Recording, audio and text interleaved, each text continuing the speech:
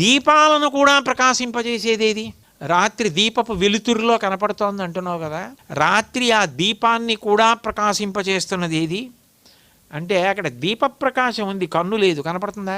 దీప ప్రకాశాన్ని తెలుసుకుంటున్నది కన్ను, ఆ వెలుతురిని కన్ను పట్టుకుంటోంది, అందుకని చూస్తోంది, అందుకని కన్ను అండి అన్నాడు. బాగుంది. అయితే ఇక్కడ ఇది ఉంటే కదా అక్కడ జ్యోతిని చూస్తున్నాను అన్నావు, ఇది మూసినప్పుడు నీకు అక్కడది కనపడదు, కానీ ఇది మూసేసిన దీపం ఉంటే కనపడుతుందండి అని చెప్పడానికి నీకు ఏ జ్యోతి లోపల ఉంటే చెప్పగలుగుతున్నావు? లేకపోతే కంట్లో నలక పడింది, నువ్వు కన్ను తెరవలేకపోతున్నావు, ఏమంటే కన్ను తెరిచి చూడలేకపోతున్నానండి అన్నది చూస్తున్నది ఎవరు? కంట్లో నలకపడిన కారణం చేత కన్ను చూడలేకపోతోందని చూస్తున్నది ఎవరు? ఎవరు చూస్తే నీకు తెలిసింది? అంటే ఆయన అన్నాడు బుద్ధి అన్నాడు. బాగుంది.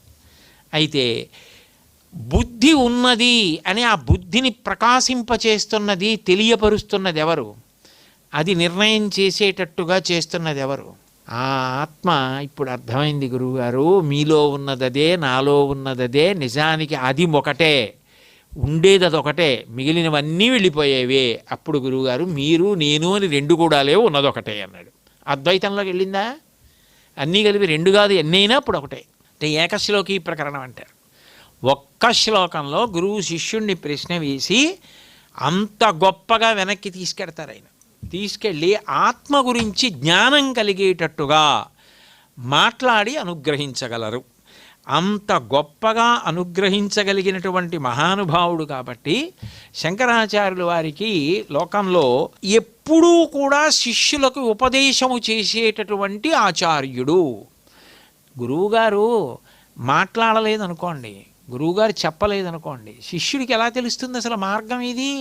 గురువుగారు మాట్లాడడం గురువుగారికి కష్టం అవ్వచ్చు, కానీ శిష్యుడికి మార్గం దొరకాలంటే గురువు కష్టపడాలి. గురువు కష్టపడితేనే శిష్యుడికి మార్గం దొరుకుతుంది. దీపం కాలిపోవాలి, ఒత్తి కాలిపోవాలి.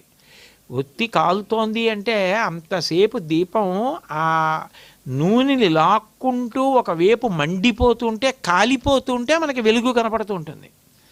గురువు కష్టపడుతుంటే, మాట్లాడుతుంటే శిష్యులకు విషయం అందుతూ ఉంటుంది. మరి ఆ కాలడం దీపానికి ఎంత కష్టమో మాట్లాడడం గురువుకి అంత కష్టం.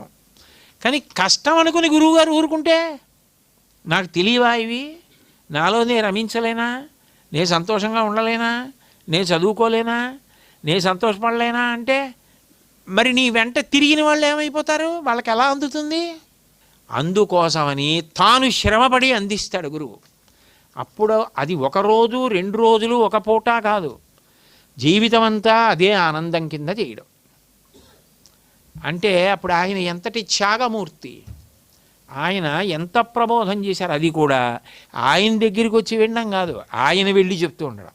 ఆయన వెళ్ళి చెప్తూ ఉండడం కూడా ఏదో సౌకర్యవంతంగా వాహనాలు ఎక్కి వెళ్ళడం కాదు, సన్యాసాశ్రమం, కాలినడకన, యావద్భారతం, ఆయన మీద కోపాలు, ఆయన మీద తాపాలు, ఆయనకి భౌతికంగా కూడా హాని కల్పిద్దామనుకున్న వాళ్ళు, అరణ్య మార్గాలు, ఆనాడు ఉన్న పరిస్థితి, క్రూర మృగాలు.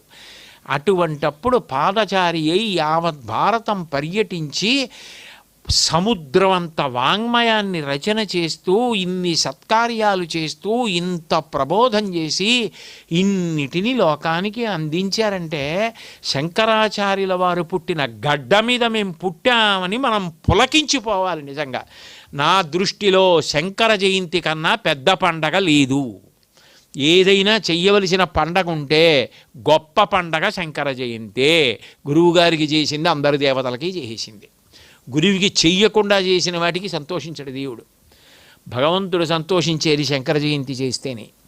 కాబట్టి ఆయన శిష్యోపదేశ నిరతాయ నమః. ఎంత శ్రమపడ్డారు, ఎంత కష్టపడ్డారు, కష్టమని తెలిసి ఎంత సహించారు, ఎంత సహించి ఎంత ఉపదేశం చేస్తే మనకు అందాయి ఇవన్నీ. ఆయన రుణం తీర్చుకోవడానికి ఆయన ఏమడిగారు?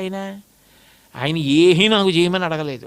మనం ఆ కృతజ్ఞతాభావంతో ఆయనకి నమస్కారం చేయాలి. కాబట్టి శిష్యోపదేశ నిరతాయ నమః అని ఆయనకి అత్యంత ప్రీతిపాత్రమైన విషయం శిష్యుడికి ఉపదేశం చేస్తూ వెళ్ళిపోవడం శిష్యుల యొక్క మనసులో కలిగినటువంటి ఆర్తిని తీర్చడం.